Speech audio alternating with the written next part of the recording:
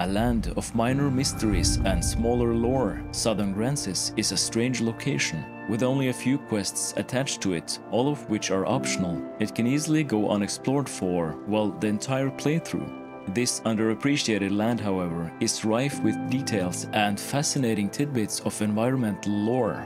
We will be covering in small sections Ernst's Castle, Nightfall Crevice, Eradication Site, Caverns of Delusion, Conqueror's Sanctuary, Bloodwater Beach, and the mysterious tomb of the unknown traveler, among smaller environmental and enemy choices that build up to tell a strange story in this area of the game.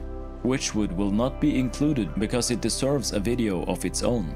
We'll start with the smaller lore to begin with, monster interactions and territories. Goblins and Saurians seems to have a persuasive sense to them, in the way that they are capable of actually taming larger beasts, be it through force or some kind of symbiosis. You can find, in a forest below the cliff you usually enter the area in, a large basque of Saurians sunning peacefully alongside a sleeping chimera. Perhaps the chimera was tamed, or perhaps even created by the Saurians.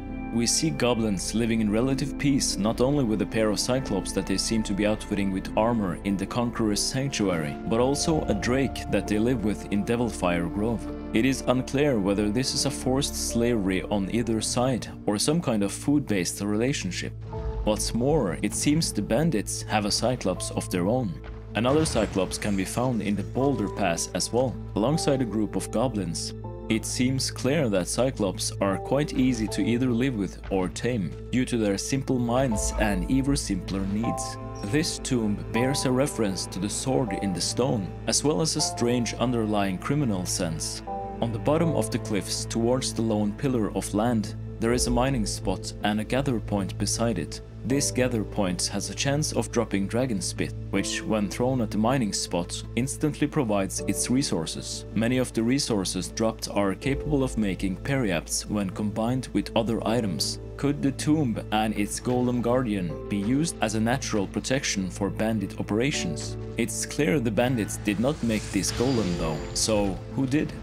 Ernst's Castle is another mystery, a once great fortress now beset by bandits. Ernst is now a decrepit ruin of an old castle after suffering a dragon attack years back, according to the Dragon's Dogma anime. It is one of the 2 title screen locations as well, with Grigori sitting atop its ruined towers looking intently at something at the horizon.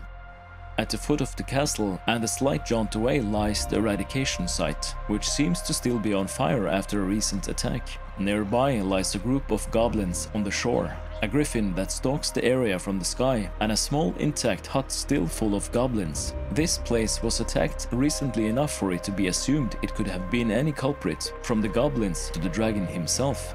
We have covered Bloodwater Beach in our brine video, but what may not have been mentioned were the goods left behind, perhaps as offerings. A number of expensive silks and armors can be gathered here, as well as a gather spot that can provide gold. This, and the shipwreck with the only location for finding a wooden board, is more evidence for the disaster theory.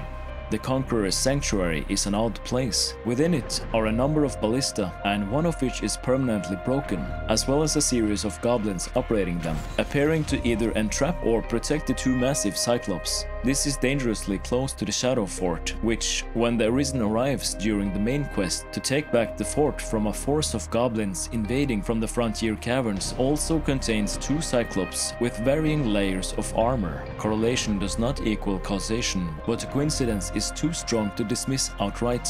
The Caverns of Delusion, a mysterious cave with a path out of it leading directly to a wakestone shard. This is a very odd, cryptic location. There is not much of note here, save for the set of chests and the wakestone shard, but it appears to have been a refuge for a bandit or a traveler at one point. The Nightfall Crevice seems to be a Saurian's nest, simply where they go to bask and spawn, likely a home to the Stone Age lizard folk. A strange detail of note, however, is that they all seem to face the massive cave as they bask in the sun. This could imply a sense of protectiveness or even reverence of the cave.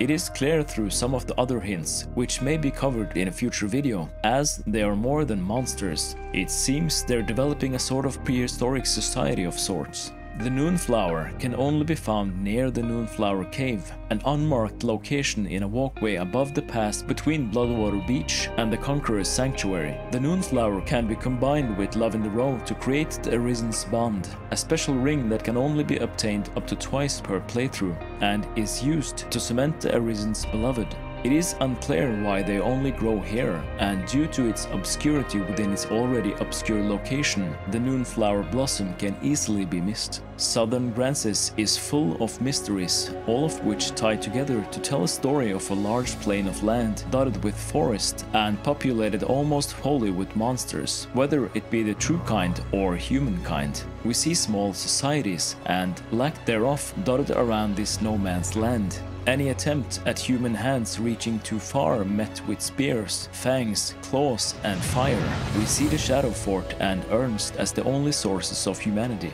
We see Saurians dipping into the Stone Age, a drake holding goblins as slaves, and goblins taming Cyclops in an arena of blood and fire. We see abandoned or destroyed campsites, respects paid on a shoreline that reminds us all too sourly of home, and we see unions of monsters betray an intelligence far beyond our expectations. Southern Grances is the home of beasts, not meant to be conquered by men.